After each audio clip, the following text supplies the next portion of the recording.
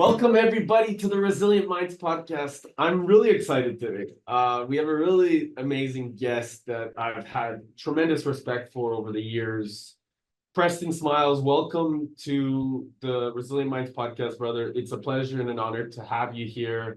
I'm grateful to see you, brother. Man, thank you. Likewise. And just shout out to you and what it's taken for you to be in the position to hold something like this. A lot of people just consume, but they don't understand all the small details in the back end and the resilience of reaching out and getting the right people and like all the stuff that goes into making something this special. So congratulations as well. And thank you for the work that you do.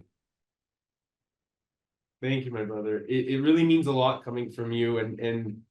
For those that don't know, I just want to really just share a little bit about you, brother.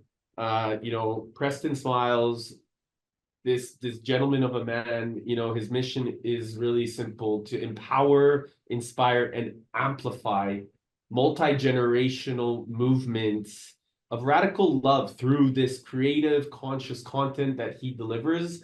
And I wouldn't even say it's content, it's just who he's being. And it's not just who he's being, but it is who you're being. And this intentional act of being the best father, husband, and transformational leader as a byproduct of just honing in into your heart's wisdom, your heart's intention, your heart's intelligence. Uh, like you, I really believe, we're here to leave this world behind better than we found it, the highest state of integrity, and you're committed to inspiring others, joining you on that mission, which is fundamentally being in this present moment of the now. So thank you, brother, for this gift. And I want to share with you openly, 5 years ago when I was at Tony Robbins' event in Cairns in Australia, uh, I remember observing you and your wife from a distance, and this honing in. You were coming, I believe, at that time to Australia, and I didn't end up having the pleasure of going. However, I remember paying attention to the presence that you and your wife have cultivated with each other, and remember saying, man, like, that's such a beautiful resonating energy. It's such a beautiful resonating force for good. And it's also something that I remember saying to myself, man, I want to really let go of those stories of societal conditioning and step into a really more meaningful approach in the way that we get to show up as men, in the healthy way, in the healthy support. And so I just honor the fact, because I remember watching even just yesterday you with like all these kids, your friends in the hotel room, like watching, and like just this presence of grace, man. And thank you for this, because this is the mirror and the role modeling that I believe even more of us men need, and even more of us get to step into alongside each other, because then there's no competition, there's no ego, there's no pride, there's just purpose and spirit coming towards a common good, moving towards the right, and more integrous value. So, brother, you're a legend, and I appreciate you. I really do. Honor your presence, and I'm excited to go deeper so people know more about why this is so meaningful. Because on the Resilient Minds podcast, which is not too long after I got to pay attention to what you and your lovely wife have been doing, I started this show of why we're experiencing of life, and what is our taking from these experiences to create the people that we are today. And so I'd love for people to feel the depth of your awareness and your knowledge, to discovering that path, and what was the pivotal moment for bringing you to that nature, and then attracting all this amazing abundance, which is your amazing family, to life. So Yeah, man. Oh man, that's a big question. I've had so many of them. And if you're really in the dance, you'll have many of them, right? I'll say this. I had a moment when I was 15 where I heard a voice essentially say, don't go. Don't go with your friends. Don't get in that car. I didn't know. The voice didn't say something bad's going to happen. It just said, don't go. And I didn't. I said no. And everybody in that car was shot. And my best friend, who I was on the phone with, was shot in the head and died. So that was like the first time I really was like, whoa, why did I say no? Like, what? Because I had said yes the day before and the day before and the day before, but something in that moment said don't, and I didn't. So that was 15. It happened again when I met my wife. I had this moment where I was calling in the one, and you know, I was 32 going on 33, and I had just moved back in with my mom, and I felt this like knowing that I was going to meet my person soon. And I set up this date with this girl named Eva, who, shout out to Eva. She has her own kids and her husband and all the things. So it's a happy ending. I set up this blind date with this girl named Eva. Eva gets to my house. She knocks on the door, and I instantly know it's not her. I'm like, that's not it. And I invite her upstairs. I go in my room and I ask Spirit, am I supposed to go on this date? And the voice comes back, yes. Like loud, clear, fast, right in my face. And I start questioning it. I'm like, are you sure? Because like, that's not it. And I'm calling in it. And the voice says, yes. So I'm like, okay, all right. I'm going to listen because I've listened and this has saved me so many times. So we get in the car. We're driving to the show. We get there and they say, oh, we're so sorry. We oversold the show. We can give you your money back, or you can stand on the wall. And granted, on the drive there, every red light I could stop at, just skirt, skirt, skirt. So we were late, and it was like something was turning all the lights red, right? Because it had to be perfect timing. And so I look at my date, and she says, yeah, let's go in. We'll just stand on the wall. So we walk in, and the guy says, all right, you guys are going to stand here. It's already packed. There's 20 people standing on the wall. And he sort of brings us closer to the front, but he says, you guys are going to stand on this side. And then he takes a couple steps, and as if something hit him, he turns around and he says, actually, you two. I'm going to add 2 more chairs to the front row. Come with me. This is a fire hazard, but I'm going to do it. So he sits us down, and here's a little bit of backstory. 2 weeks prior to this exact moment, I got a message from a friend. So imagine one of your best friends, your boys, messages you, and he says, hey, bro, I'm in London with my friend's girl. He missed his flight. He missed his flight. So I'm hanging with her. She's like the female version of you. You guys should work together. This is what I get a message a couple weeks before that. So I'm like, wow, she's beautiful. Click, click. I'm like, I'm calling in the one. She's dating my friend's friend. She's in London. So this isn't it. So I message her and I say, hey, my name's Preston. Nice to meet you. Heard you do work in Africa. We should connect sometime. She writes me back. I write her back. I say, hey, hit me up if you're ever in LA. She ghosts me. Nothing. Right. So now fast forward weeks down the line. He puts this chair down right here. He puts one next to my date. I look at the stage. I look at the date. And next to her is my wife. And I literally instantly knew it. I instantly knew it. It was like explosions. And I was like, hello, Alexi? And she was like, Preston? And I'm like, what are you doing here? I thought you lived in London. She was like, no, I was visiting London. And I'm like, oh, awesome. Well, it is very nice to meet you. And I just started getting super weird. And I was like, oh, this is my wife. How do I tell her she's my wife? How do I explain to a person who doesn't care about me at all that she's going to marry me? How do I explain that? Right. And so the whole show, I'm just flashing through all the women I've dated, all the things I've been through to be in this moment where I'm like, that's her. I know it. And the voice was like, yes, that's her. And I'm like, oh my God. So long story short, the thing ends and I awkwardly hug her and we have this moment and I say, let's meet up sometime. And she's like, cool. So she put it for a week later in her calendar as a 45-minute business meeting. And maybe 10 minutes into it, she realized that we were going to have something. And she, yeah, we haven't been apart since then. Like that was 11 years ago.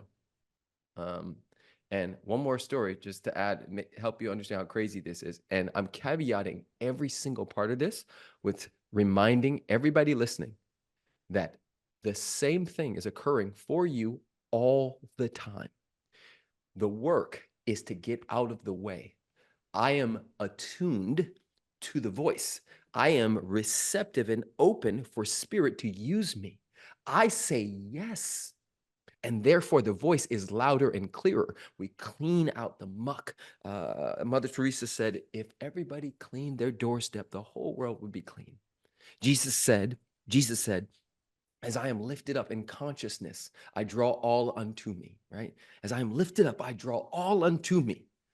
The lifted up part is how clean and receptive are you to the sacred dance that's occurring at all times.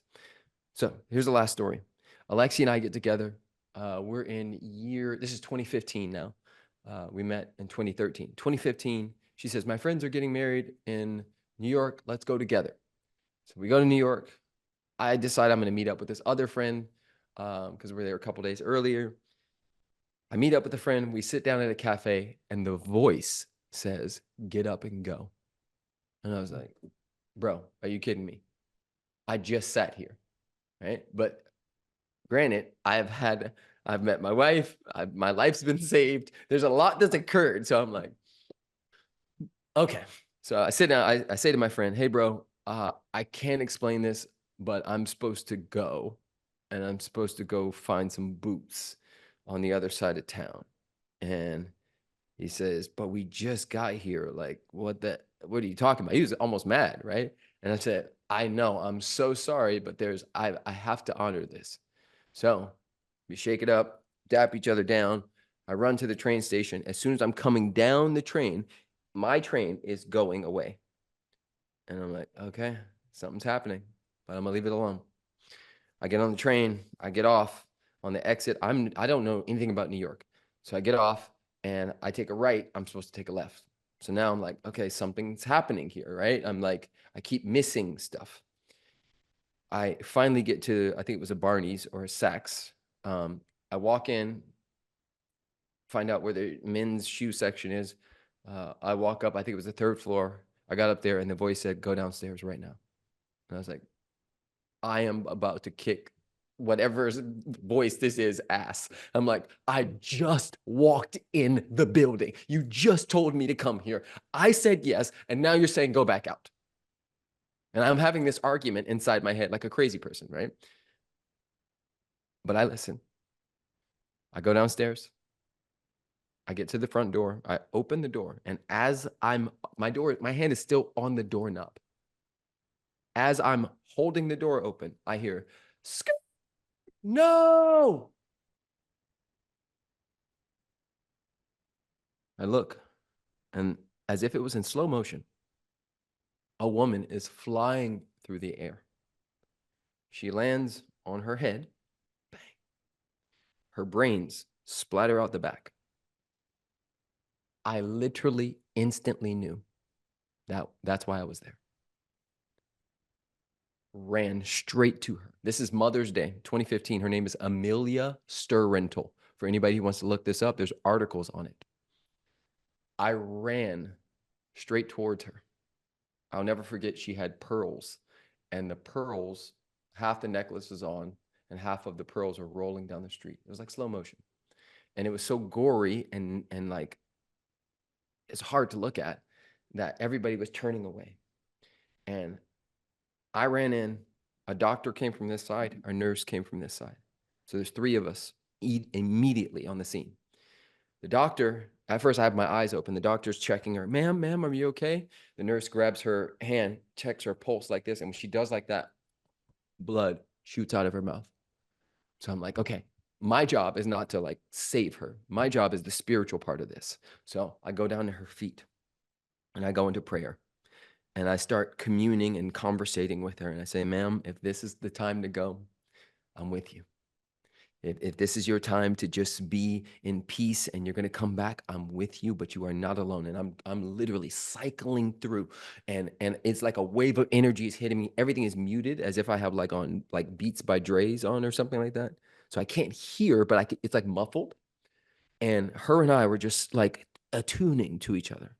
And eventually I heard the paramedics pretty far away.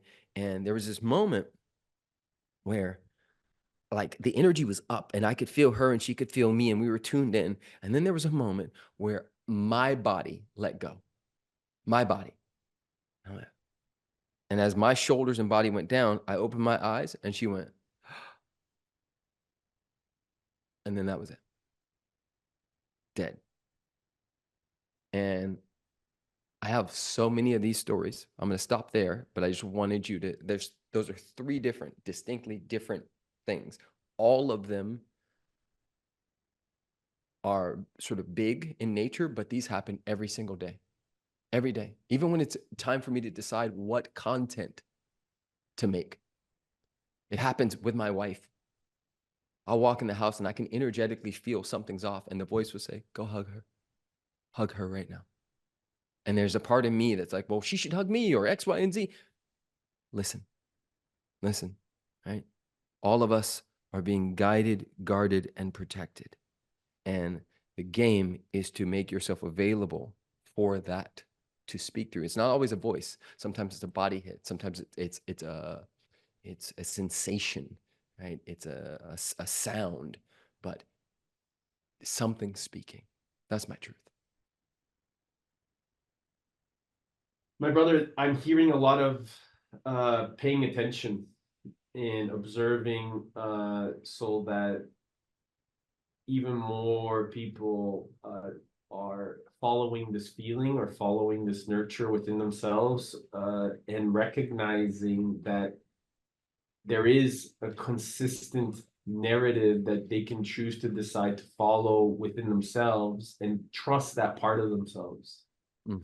And so what was it that, because I know that you've cultivated this uh, synchronicity, but also this certainty within yourself by being able to pay attention. Mm-hmm. And, it's like, it's interesting because we're so conditioned by society to say we're managing the circumstances around us versus creating that certainty from within us and being able to know that as a result of this greater being or this voice or this essence that's greater than ourselves, by paying attention and being able to observe, recognize, and see it within ourselves, we're starting to able to allow that energy of abundance to come through us. Facts. Let me tell you. So here's what it is. I'm going to give you like cold, hard, like practical, and I'm going to give you philosophy. Philosophy first. My philosophy is I can't miss, and neither can you. There's literally no way to miss because my truth is that the universe, God, Jesus, Spirit, Buddha, Krishna, Allah, Source, Divine Intelligence, whatever you want to call it, that thing is one gigantic yes button. Hitler used the power, one power. Hitler used it, Gandhi used it. Martin Luther King used it. Eric Balance uses it. Preston Smiles uses it. The only difference is most people don't understand that. So they think there's a way for them to fail. And if they think there's a way for them to fail or mess up or miss, then they try to reconfigure their lives to win. But I believe all of life is, I'm winning right here, right now. Before I ever had, like right now I'm in a, this is easily a $10 million property. I got the G-Wagon out there and the 1965 Corvette over there and all the things. Before I ever had any of these toys, I had it in consciousness. And even the toys and the materials, they don't mean that much to me. They're awesome because they're a part of they're a part of God, because there's no place where God isn't. And I don't add value to them more than anything else, period. So the trees on this property, which there's thousands of them, I treat those trees the same way I treat the car, the same way I treat this shirt, the same way I treat this watch. It's all the same, just materials that the universe produced. And so when you operate from knowing, I can't miss, when we take inventory, a lot of times what people do is they future cast, but they don't take inventory the right way, right? Watch this. Has there ever been a time, everybody listening, has there ever been a time where you couldn't eat? Has there ever been a time where you couldn't drink water? Has there ever been a time where you slept on the streets? Has there ever been a time that you haven't been able to feel your own heart? Or has your heart ever stopped? Has there ever been a time where you couldn't use your hands and your arms and your eyes? Has there ever been a time where you didn't have clothes? Like literally, I could take so much inventory of what is working.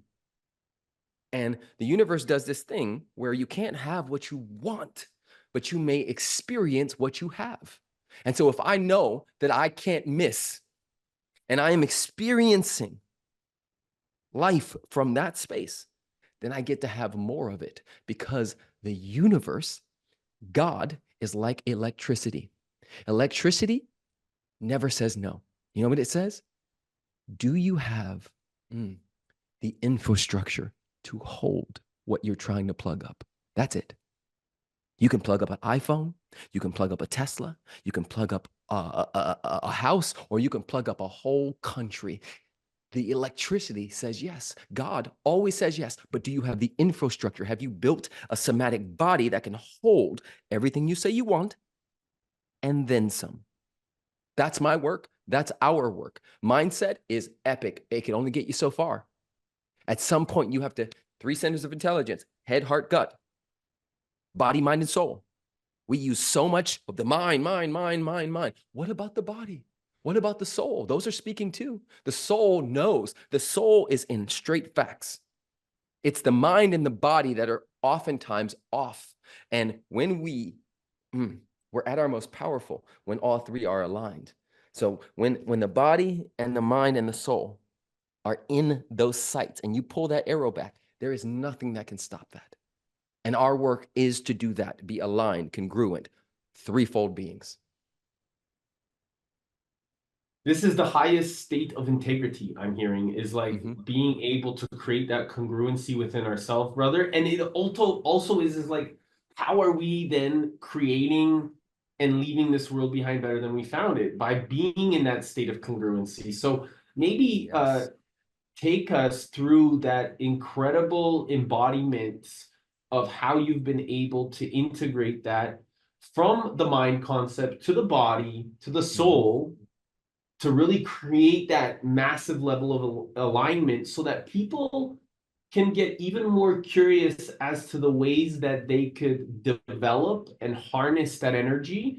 Because I imagine that and I think that you're aware of it too. I mean, I know that you're aware of it too, is that so many people are sometimes spiritually bypassing the construct of bringing that awareness into that full bodily function, harnessing that physical energy so that they're actually implementing the action steps instead of just like hoping and praying that it comes to them. And so we have to do our parts as well. So I'd love for you, if you don't mind, kind of taking us through that, how that's unfolded for you, because you've done that with family, you've done that with community, you've done that with business, you've done that in finance, in self, empowerment, body. You've created the whole what Tony calls the pyramid of mastery. So I'd love to express that and get curious about kind of how you've integrated that. Yes. Okay, so I'll start with this. The body is a living library that stores everything we've ever been through. Said differently, each of us is like a bathtub full with water.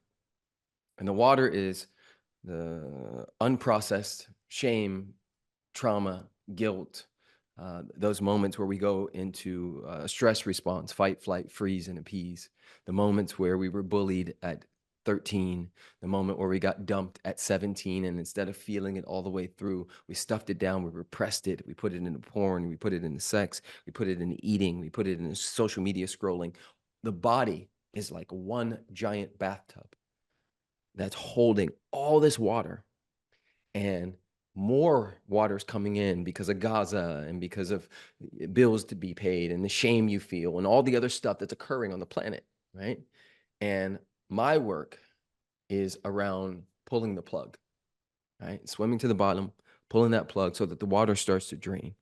Because in real estate, they say location, location, location. And in somatic work, nervous system work, which is the work that I do, the work of the body, is the more energetic real estate we have, the more skyscrapers and compounds we can build on that. Most people are not available for their gifts, talents, and abilities because they have unprocessed, stuck trauma and shame in their bodies. And so if they could say and declare to the cows come home, I'm going to build this business, I'm going to make this much money, I'm going to call in this relationship. We see it every year come December 27th through January 13th. Everybody's declaring what's going to happen. And every year, by the time we get to February, all those things are right back to where they were. And see, because people live in patterns. They've been emotionally rehearsing the same pattern over and over and over again with stuck, unprocessed trauma in their body. And so now the body doesn't even need a mind construct to grab onto. It will just find drama. It will find more pain. It will find more reasons to suffer. And so my work is about helping people move through and past some of that unprocessed stress response so that there's spaciousness in their bodies. How we do that, there's a million ways. One of them is make a list of all the people or things that you still have not forgiven. And one by one, find compassion in your heart. One by one, continuously find a way to see the blessing and the lesson in it and feel the sadness you didn't let yourself feel when your grandmother died. Feel the anger that you didn't let yourself feel when your parents got a divorce.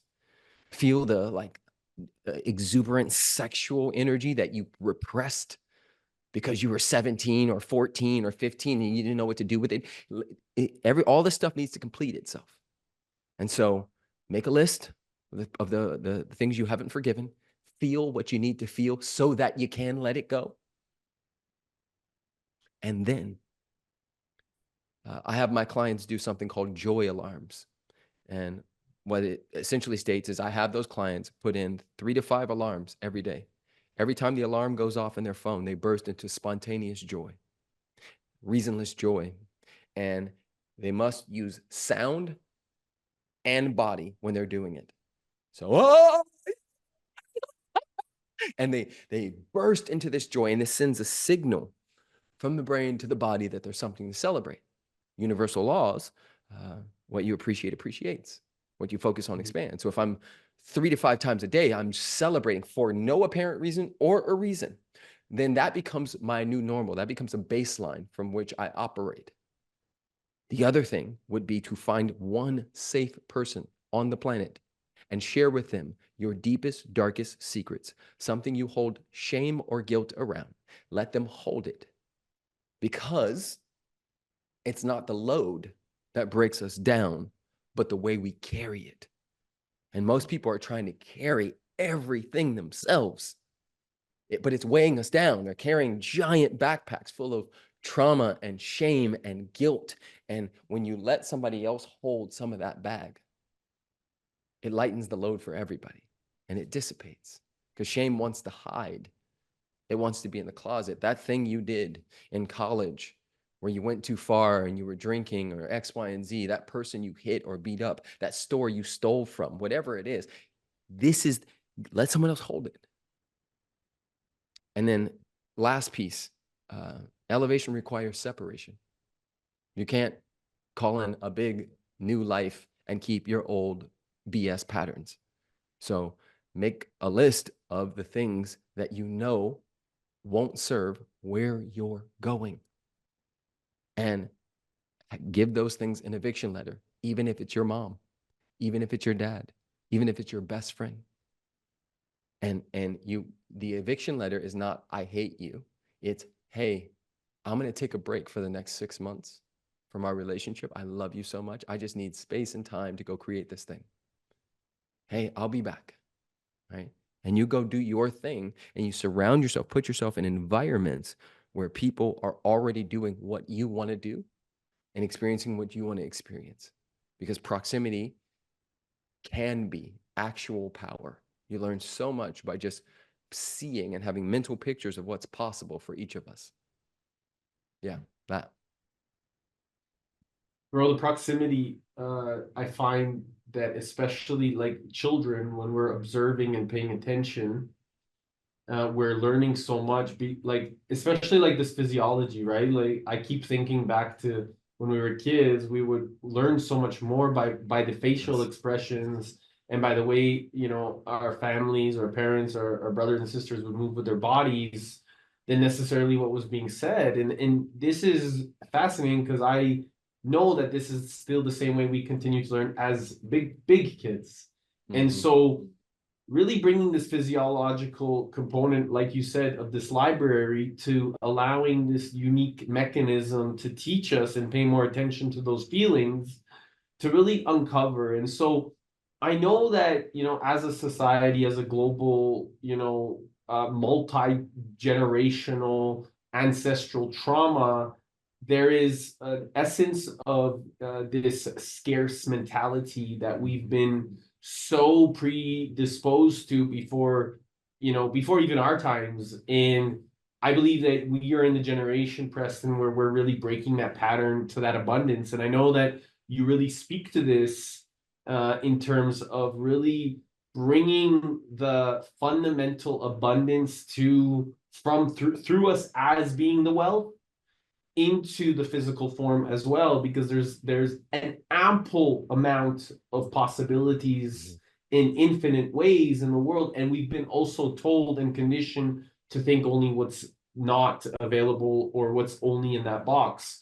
So I'd love, you know, from your perspective, if you don't mind, um, sharing, you know, this importance of trusting in that passion, trusting in that inner being of knowing that we are abundant, and so that even more of our brothers and sisters that are out there and they feel so uncertain by the stories that are being told, that they can step into this massive bigger picture and create bigger solutions for bigger problems in the world by really moving together and not needing to compete with each other, but instead looking at one another in spirit and collaborative efforts so that we can move towards a common reality and a responsible momentum in the way that we choose to live our lives here. 1000%, man. I'm in the middle of writing a book called Spiritual Millionaire that comes out in October, and people can pre-order the book right now. But one of the things we talk about in that book, and it's prestonsmiles.com/book. One of the things we talk about in that book is how the materials, right? The money, the abundance, it all wants to be used. What you want wants you, right? That shirt you have on, Eric, and the one I have on, when did you think you got that shirt? When did you get it? If you had to guess. I would say 4 years. 4 years ago. So 40 years ago, that shirt was always destined for you. 50 years ago, that shirt was always destined for you. It was in a different form back then.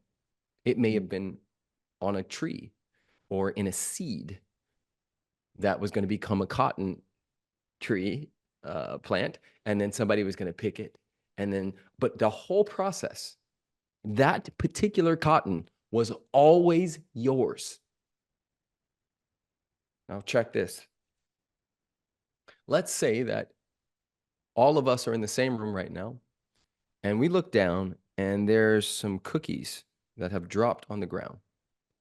And on the other side of the room, we see an ant that has picked up and sensed that there's something for it to eat. To the ant, the cookies are in the future. But to us, all of us sitting in the same room, where is the ant? Where's the cookie? On the ground. Yes. In the present. In the now. There we go. In the present moment. The reason why we know that is because we've taken the perspective of God. Mm. Mm. Now let that land for whatever you desire right now. You sense something. All of you. Everybody senses something. It's whether it's a better relationship, a more fulfilling sex life, a business that wants to be birthed, a scaling of a business, a deeper connection with a parent, a trip. You sense something, and that sensing of the thing is the cookie. It exists right here, right now. This house that we're in, 4 acres, 3 different houses on this property.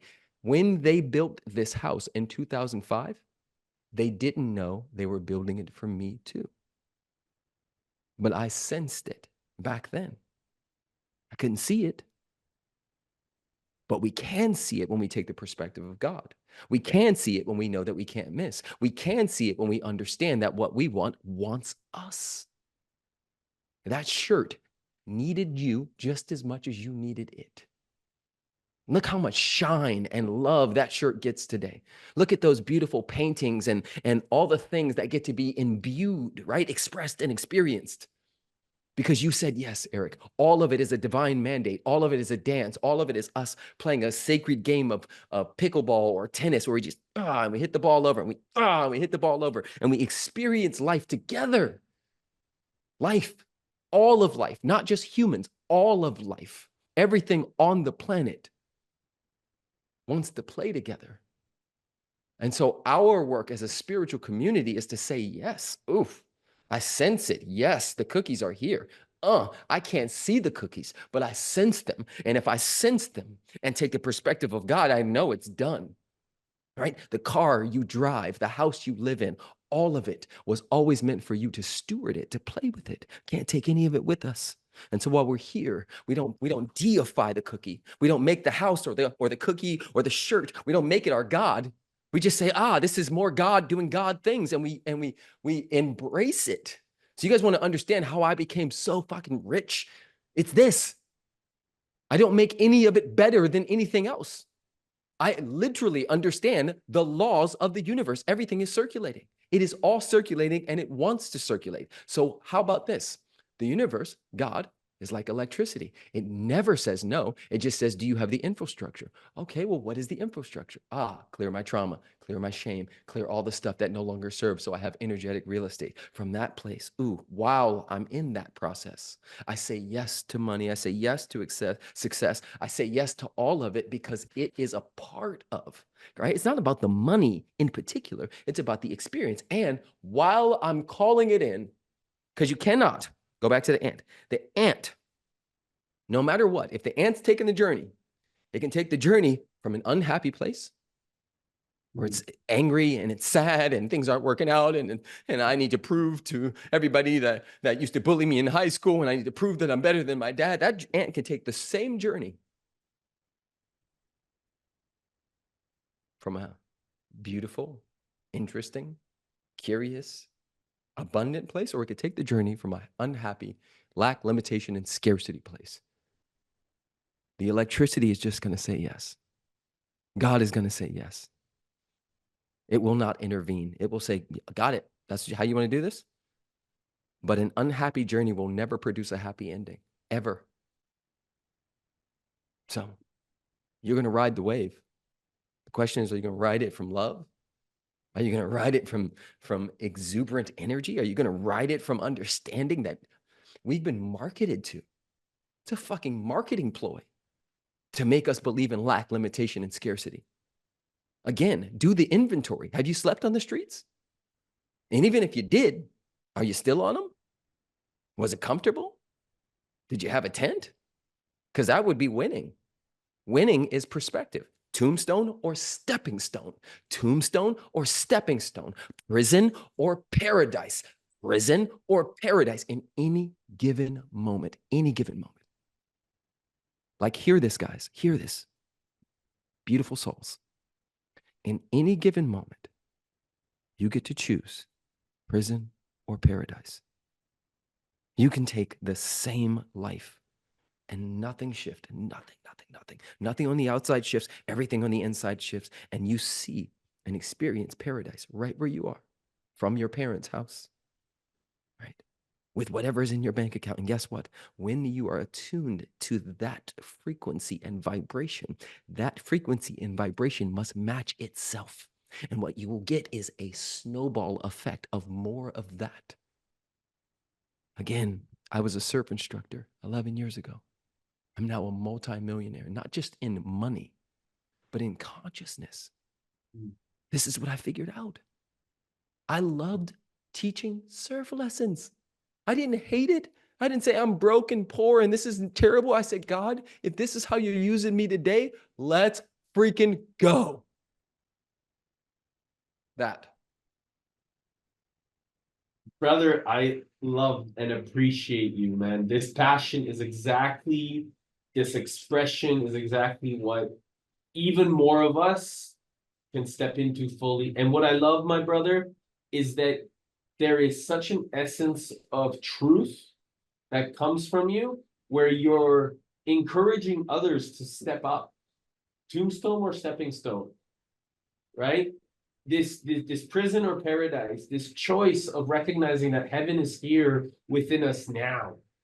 And we get to walk these beautiful streets of paradise by embodying and building the infrastructure that's available for our future generations. So they wake up in the moment of presence and they see that, wow, my mom and dad built heaven on earth and we get to do this together and play in the playground that we call our beautiful Mother Earth.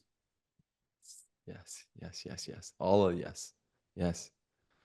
Brother, I really acknowledge and thank you. I know that we have a few minutes left here, and I just want to really value and acknowledge the time. I want to recognize the time that we have. If there is any way that people want to find out more information about how they can be a part of what you're doing with the body, with the mind, with the spirit, integrate that within their businesses, what is the best way to connect with you, your wife, what you guys are developing in terms of workshops, projects? Where's the best place to connect with you? So either at Preston Smiles on Instagram, and then you can click on the link tree and all that stuff from there, or go to prestonsmiles.com. And from there, you can find the book, you can find the workshops, you can find it all. Cool. And last question that I'd love to get curious about. You know, I know that you have an amazing relationship with your family. And, you know, how many kids do you have now? 4. Amazing. Rich man. In so many ways, like you said. So tell me, brother, if you had 3 days left to live, what would you be doing? Easy peasy. One, I'd be double checking quickly. Not myself, I'd have someone else do it, that all my stuff and money and businesses are transferred to my wife and my kids. That's one. 2, I'd be adventuring with them. I'd spend time with my people, my babies, my mom, my sister, my wife. I'd make some videos. I'd spend a few hours, probably every day of those 3 days, making videos specifically to them about how to operate as a beneficial presence to the planet. Like, and probably last but not least, I'd probably do an open letter to humanity, just as my hurrah. Yeah. Brother, thank you so much for this amazing time and contribution of your energy and presence and wisdom.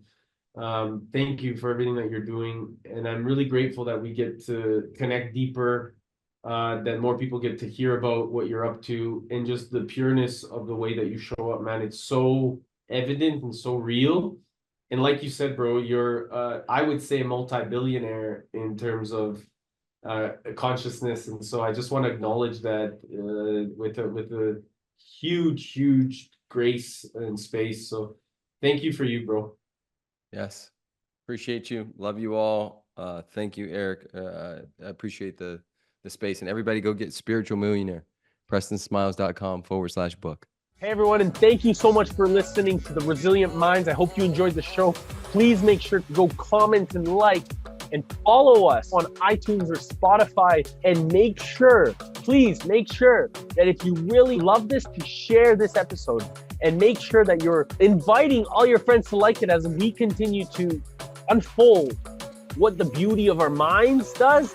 More importantly, how powerful our heart level of intelligence can be when we combine our heart and our brain together. And more importantly, make sure you take the time to take a look at what we're doing at Balanced Media Ventures and how we can actually really support you in doubling your impact, your income, and your influence, and how you can bring your life's greatest vision into your purpose and create it from that level of reality. Talk to you soon.